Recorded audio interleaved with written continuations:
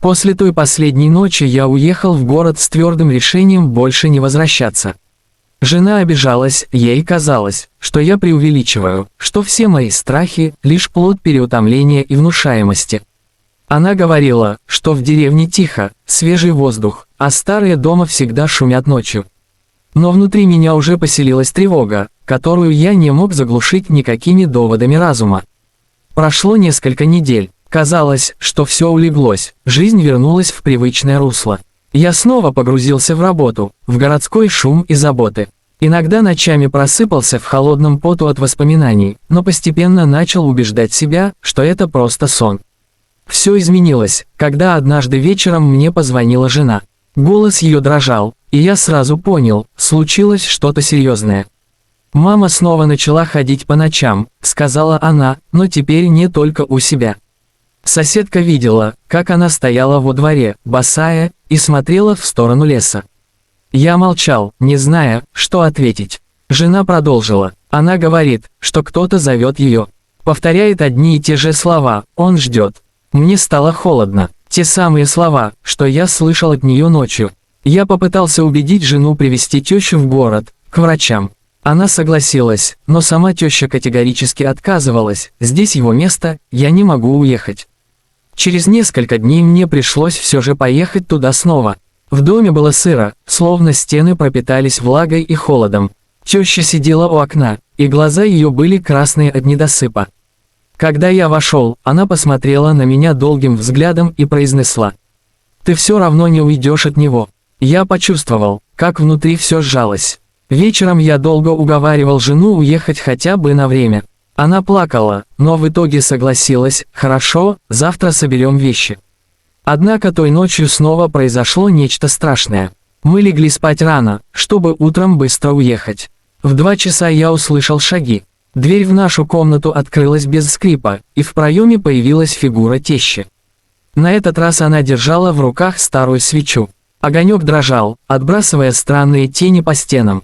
Она медленно вошла, остановилась у кровати и подняла свечу. Лицо ее было мертвенно-бледным, глаза стеклянными. «Он уже рядом», — сказала она, и в тот же миг пламя свечи вспыхнуло ярче, словно сквозняк пронесся по комнате. Я вскочил, хотел забрать свечу, но заметил в ее руке что-то еще, небольшой ключ. Теща протянула его мне, и голос ее изменился, это от подвала. «Там он ждет». Жена проснулась, увидела все и закричала, но теща словно не слышала. Она положила ключ на тумбочку и вышла. Мы пытались не придавать этому значения, но любопытство не давало покоя. Утром я все же спустился в подвал. Запах сырости и плесени ударил в нос. Свет фонарика выхватывал из темноты старые ящики и ржавые инструменты. И вдруг я заметил на полу очертания, будто следы, уходящие вглубь стены.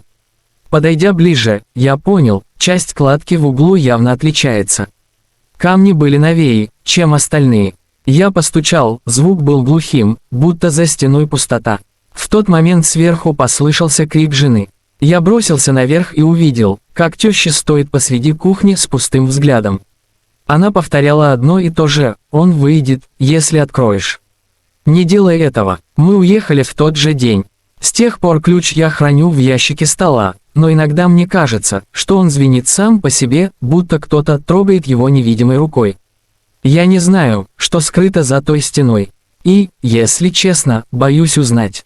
Но иногда, глубокой ночью, мне снится старый подвал, и оттуда доносится тяжелое дыхание, напоминающее слова, сказанные мне когда-то: «Он придет за тобой». In a crowded hall where chess enthusiasts had gathered to watch a grandmaster showcase his brilliance, the atmosphere buzzed with anticipation. Among the spectators sat a simple woman, dressed modestly, her presence almost unnoticed in the sea of eager faces. The grandmaster, known for his charm as much as his skill, decided to entertain the crowd with a playful gesture. With a confident smile, he invited the woman to sit across from him at the board, framing it as a harmless joke to lighten the mood. The audience chuckled, expecting a quick and effortless win, a moment of amusement before the real games resumed.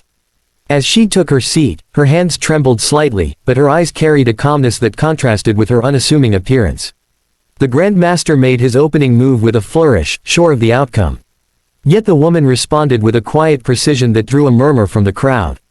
Each move she made was deliberate, thoughtful, and unexpectedly sharp. What began as light-hearted banter soon shifted into a silent duel, the clattering of pieces echoing like thunder in the suddenly hushed room. The Grandmaster leaned forward, his confident grin fading into concentration. He studied her, trying to read her strategy, but her replies came swift and exact, each counter dismantling his carefully laid traps. The spectators, once laughing at the odd pairing, now leaned in with wide eyes, realizing they were witnessing something extraordinary. Move by move, the balance of power on the board shifted, and for the first time that evening, the Grandmaster seemed unsettled. When the woman finally delivered checkmate, the room froze. The silence was heavy, broken only by the sharp exhale of the Grandmaster as he leaned back in disbelief. Then, a wave of applause erupted, not mocking but filled with admiration. She rose from her chair quietly, offering him a respectful nod, her expression humble and serene. Few knew that she had once been a regional champion who gave up her passion to raise a family, her talent hidden away in the folds of ordinary life. What began as a joke ended as a lesson, not only for the Grandmaster but for everyone present. The room was silenced not by defeat, but by the reminder that greatness often hides where no one expects to find it. The applause lingered long after she stepped away from the table, her modest figure blending once again into the crowd. Yet every pair of eyes followed her, as if afraid to miss a glimpse of the woman who had just humbled a master. The Grandmaster himself rose, his pride bruised but his spirit sharpened. He extended his hand toward her retreating figure, calling her back with unexpected respect.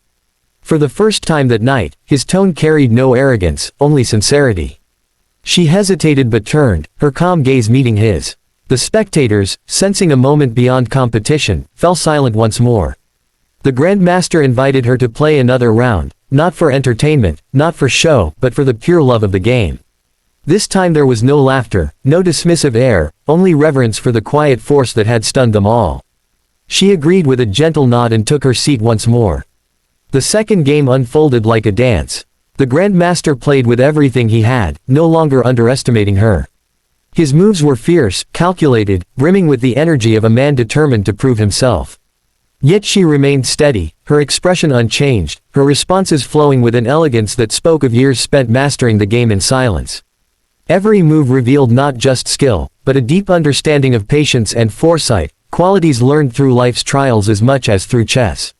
The game stretched longer, the tension in the room thickening with every exchange. Neither side gave way easily. The crowd sat spellbound, breathing in unison, as if the pieces on the board carried the weight of their own destinies. When at last the match ended in a draw, the hall erupted with cheers, louder and more heartfelt than before. The Grandmaster stood, bowing slightly to her, an act that spoke louder than words. "You remind us," he said softly, "that true strength wears no titles." His admission rippled through the audience, leaving a profound silence behind the applause. The woman smiled faintly, her humility unshaken, and disappeared into the crowd as quietly as she had arrived. Yet her presence lingered in every heart, a story to be told for years, of the day a simple woman silenced a room, not with power or fame, but with brilliance hidden in plain sight.